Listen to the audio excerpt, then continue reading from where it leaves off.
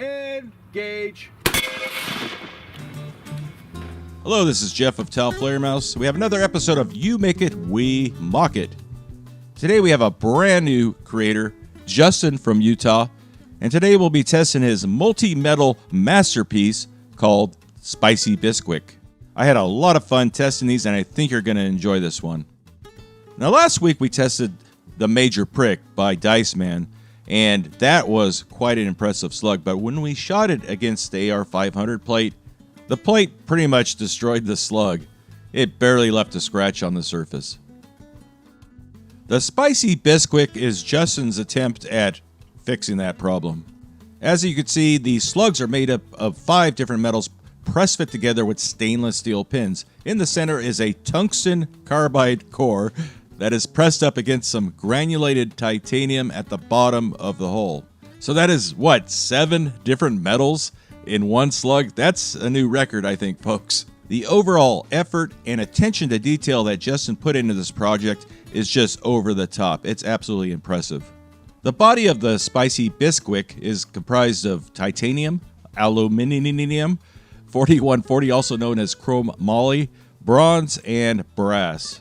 Now, the heart of the Spicy Bisquick is the tungsten carbide penetrator core, and there are 2 different types. There's a blunt nose one and a very sharp pointed one. And today we're going to find out which type is better at punching a hole through an AR-500 plate. Weight of the projectile is 41.6 grams, 1.47 ounces, or 642 grains. So these are definitely some heavy weights. The center of gravity is pretty much right in the middle of the stack there. Justin was kind enough to put a black marking on the back of the slug, which we now call the spindicator. And for these tests, we will be using a fully rifled shotgun for stability. These have no chance of stabilizing without spin. For these tests, we'll be using 2 gas seals, a BPGS on the bottom, an FS-12 on top of that.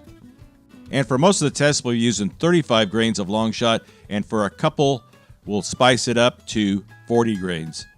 And you'll also notice there's a nitro card underneath the BPGS gas seal. Hopefully with this redundancy, we will not see any gas seal failures. With the 35 grain powder loads, we should be seeing velocities of around 1,400 feet per second. With the 40 grain loads, we should be exceeding 1,500 feet per second. That's a lot of speed for a heavy slug, but will it penetrate that AR-500 plate? Let's find out. Hey everyone, we're back with the Spicy Bisquick. I have no idea what that means. This is the first one we're going to test. You can see it's slightly chamfered nose on that, sticking out quite a ways there. We're 20 yards away. We're just going to shoot at the Kevlar vest, see what it does. Hopefully the sun's disappearing behind a cloud, so I'll wait a few minutes till that sun pops back out so that we can film with the high-speed camera. All right, sun is finally out. 35 grains. Be interesting what kind of velocity we get. Let's hit it. Let's see what we can do here.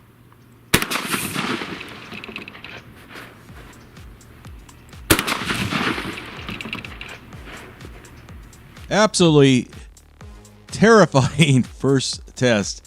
Beautiful accuracy, stability perfect, and it just cut through both Kevlar vests of the dummy and just kept on going. The dummy barely even moved.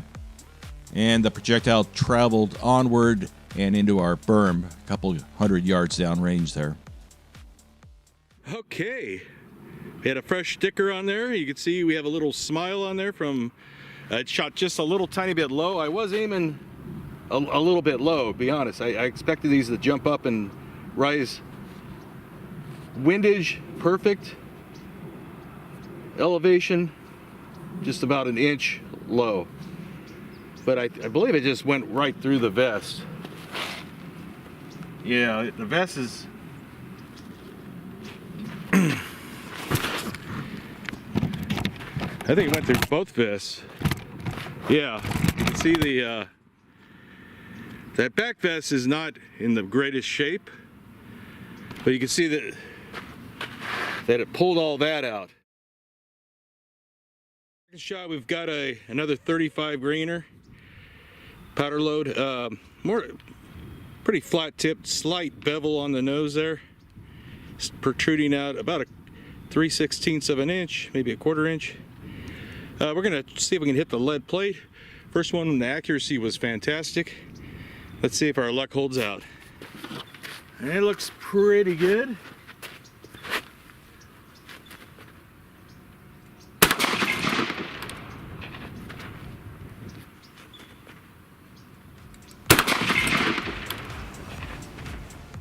Again, beautiful accuracy on this shot. The titanium really put on a nice fireworks show for us, but did it penetrate it? This is a 30-pound lead plate, about 1.5 inches thick. Usually quite difficult for even an AR-15 to penetrate this, believe it or not. As you can see, I think it landed right on the red little mark there. Here's a piece I found on the ground of aluminum that was probably on the base, or I'm not sure. No, there's the base, but this is the aluminum. It's all pretty unrecognizable, but I picked it up and it was warm, so I know that it was from that. Now the big question is, did we that poor table, the locking lug, I need to beat it back with a hammer. It's a little bent, so it folds up really easy. But as you can see, this is the back side. Actually, it's more like that. Flipped around. Full penetration. A lot of damage out there and a nice bulge. A lot of mass pushing into there. You can almost pull that sucker out there. But at least it was a clean place on the lead plate. That's what I was hoping for, and it looked like it hit exactly where I was aiming. That was fantastic. This one has a slightly rounded nose. I always like it when designers make all the slugs exactly the same, but in this case it's kind of interesting because we're able to test all these different nose shapes and maybe learn what works better. So next we have the aluminum plate. It's I think it's 2 inches thick or something, or no, it's 1 inch thick. We got a little red dot on there that I'm hoping to hit. The plate's been really shot up, but we still have a little bit of areas on there that haven't been hit. Booyah! Man. 1405. Booyah! Another beautiful shot and fireworks show. When we shot this plate last week with the major prick, a video you should watch if you haven't seen, by the way, it nearly went all the way through that thing. Aluminum is a very tough material to penetrate, so let's see how the spicy Bisquick fared. What the heck is a spicy Bisquick? I'm almost scared to ask. So far, I am absolutely impressed with Justin's design. Again, my biggest concern was spinning that core out. We've seen that happen before, where you're trying to accelerate it and from 0 RPM to 30,000 RPM in a millisecond as it's traveling down the barrel. And that heavy core doesn't necessarily want to move, and it can be just stripped right out of that thing. So look at that. Landed right on the edge of the red dot. That could have been just the way I aimed it, In fact, I may have bumped the gun, at one time. So I wouldn't blame that on the accuracy of the slug itself, but that's pretty cool. The little pins holding it through there. Looks like the base of it blew off. Actually, there's a little bit of debris on there. The pins, locating pins, are all kind of protruding out there, and we have a slight bulge right there. Good placement though, it had a good clean area of the plate and everything. Little bulge there, so that's pretty darn impressive. No penetration all the way through or nothing like that. But that is not, that's not nothing to sneeze at. Okay, we have another flat nose one. Slight bevel on the nose. Come on. Can we focus that? Slight bevel on the nose. Pretty much the same. We're finding a mild steel plate that is it's 3/16 inch thick. So that's like 5 millimeters, I believe. Correct me if I'm wrong. Los! Okay, I put a little piece of Kevlar behind it. Maybe we'll be able to catch it, because I really think this is going to penetrate that rather thin plate. 3/16. With at this velocity and hardness and everything, it should penetrate that thing. The whole thing, not just the penetrator core. Los!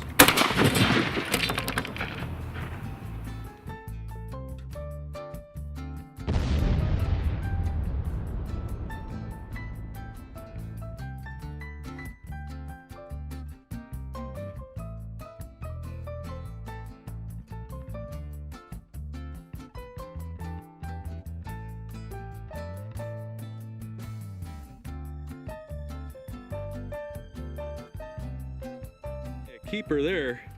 Can't tell. I don't know. I'll have to look at the high speed, see which direction it was.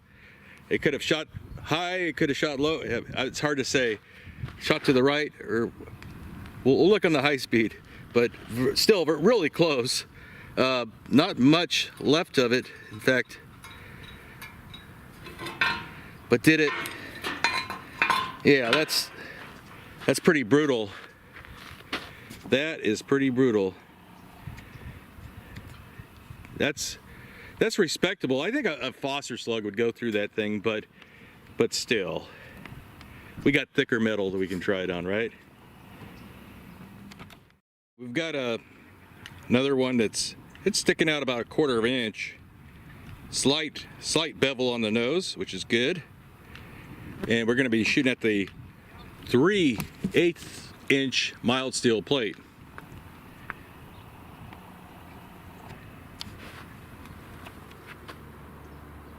Booyah! Booyah! The spicy Bisquicks were a pleasure to shoot. Just consistent accuracy. I was aiming at that sticker, of course, and it landed on the sticker, just a little to the left. But I think I got the load recipe pretty good on this one. Sometimes I get it right, sometimes not so right. So I think I was on the mark on this one. All right. Landed on the sticker, technically. It would have been better if it was in the center, I know that, but still, not too bad. What's most impressive here is that sticker is still on there for the most part. It didn't just get swept off there. These are really good stickers. It's a good opportunity to advertise our Patreon channel or Patreon link or whatever. I got the sticker collection giveaways going on over there every month. If you go over there, sign up, enter that thing. There's we're doing 10 giveaways a month. And anyway, enough of that. Okay, we can see that we lost the base. There's still 2 pins left, which is interesting. The slug is buried in there. And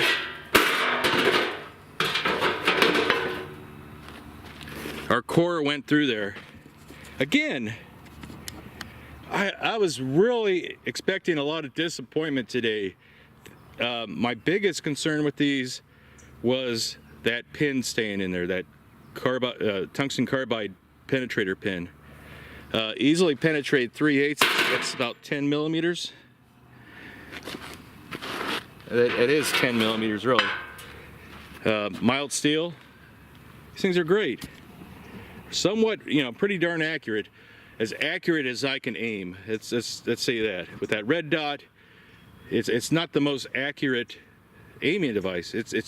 I got it turned down all the way as far as brightness, and it's still a big dot from that distance at 20 yards. 20 yards doesn't seem like very far, but if these slugs were really inaccurate, it would definitely show up at 20 yards.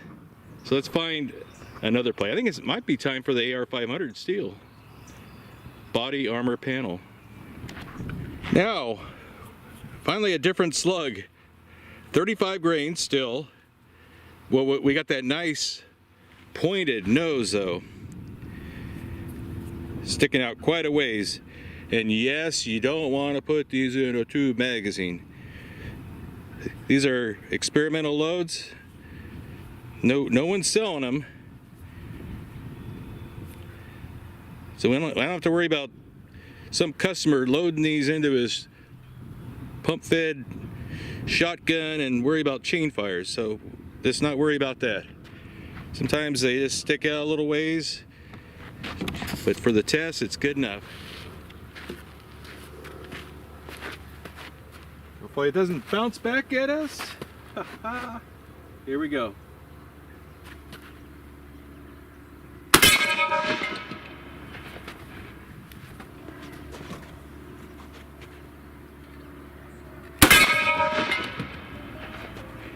Wouldn't you know it, just when I was bragging about the accuracy of my powder load, this one went a little bit high and left. But we still managed to hit the plate and scare the heck out of it. Quite a spark show going on there. But the million-dollar question we want to know is, did that pointed tungsten carbide penetrator core penetrate that AR-500 plate? If you look closely, you can kind of see. That one shot way high and a little bit left, so we suffered a little bit of California ballistics on that one. Never gets old.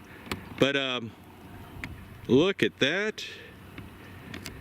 You can actually see the pins, the marks from the pins, a little crater there from our tungsten penetrator.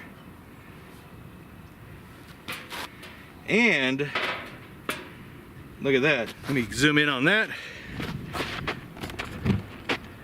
Almost knocked that piece out. So we almost had enough velocity. I think it was maybe the point crushed on us. Not really sure.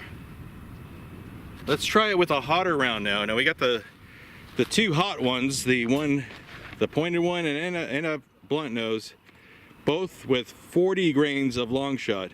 That should give us a little more velocity. I'm glad I loaded those a little bit hotter. We'll see if that makes a difference here. 40 grains, 5 more grains in the last, and another pointed one. Don't put it in a tube magazine, Jeff. Okay. It may shoot high, it may shoot low. We don't know. Engage. 1540. Engage. You know, I'm not sure if that fly made it out or not. With over 100 feet per second more velocity, certainly this pointed penetrator made it through the plate. Or did it? At least the accuracy was much better on this shot. A little more velocity on that one. Again, the pointed projectile. 1540 feet per second. And there's the impact. Again, we see the little pins very close to the target. I like that. Very impressive accuracy on these things. I don't know what happened there, but maybe if I look at it on the high speed, I can tell. I'm not sure. Very similar cratering there. Real rough and no full penetration. Knocked the paint off. Again, it cracked it a little bit, but even with more velocity, it looks about the same as that first one. So now let's try the flat tip one. And with the 40 grains of long shot, get the velocity and a flat nose and see if we can pop through that 40 thing. Flat nose, slight bevel sticking out there about a 1/4 inch or so. Almost flush with that roll crimp. Let's see what it does. Okay, since there is a good chance this last one will go through that plate, we put a couple water jugs behind it. I'm gonna aim just to the right over here, about where that little speck is, and see if that whatever passes through will actually go through both those jugs or not. Booyah! 1563. Booyah! Oh, this one was just super accurate. Landed right on that little speck. I think it's safe to say that we got full penetration of the AR-500 plate and the water jugs as well. And it was the blunt nose penetrator that did the job. Now let's take a look at the damage. Looks like it did the job. Did nearly the same velocity as the first one, which just cratered in there. And we can see some sunlight through that one. Not bad. Tremendous amount of sparks going on there. Pretty darn clean hole coming out. Looks like it's slightly bigger than the the penetrator core. Okay, the jug behind it, big hole in that. It's a lot of stress and tearing, and just a lot of debris in there. Just fragments of the core, of the penetrator core. You can see kind of the shininess of it there. So the core disintegrated, right? It didn't make it out. It looks like it disintegrated. Now, what's interesting in the second jug, we actually caught something. Not sure where it went in there. Lots of shrapnel still. There's some stuff floating around in there. And there, friends, is our AR-500 core there. That is what got ripped out of the plate. Some people call that spalling. Definitely the flat nose wins. I asked viewers in the community tab on my channel, it's like, what do you think will penetrate the AR-500 plate better, the pointed one or the flat nose? And honestly, people that have been watching the channel for a long time, they got it right. A few people said that both would go through. I liked your optimism, but that point just ends up, as I believe someone actually said this, it becomes a crumple zone, and it actually slows down. You know, as that tip crumples, it absorbs a lot of the energy and prevents it from penetrating. But with the flat nose, you just have a nice big solid nose on there that doesn't want to break as easily. It still breaks, but it actually punches out the steel. Isn't that cool? So there you have it. I think that was a successful video, or slug, by Justin. I kept forgetting it. I was gonna forget his name. I wrote his name on my hand. From Utah. He didn't want me to say his last name though, which is probably smart, because you don't want, you know, ATF raiding your house or something like that in case we did something wrong here. So there you have it.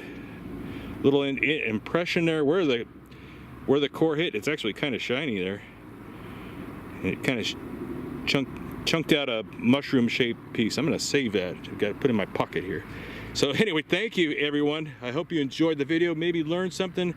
That pointed is great for really low velocity stuff like an ice pick or an arrow or something like that. High velocity stuff, the blunt tip wins as far as penetrating hardened armor.